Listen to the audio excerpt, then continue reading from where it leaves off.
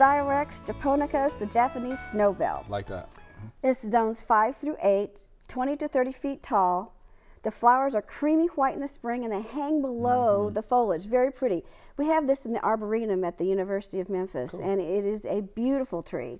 But it really does need well-drained soil. I can't underline well-drained soil. I think ours is planted in a raised area, so that's why it probably does so well. And a partly sunny location. It doesn't like full sun, but it needs some shade during the day. And it doesn't matter what time of day, just some shade during the day.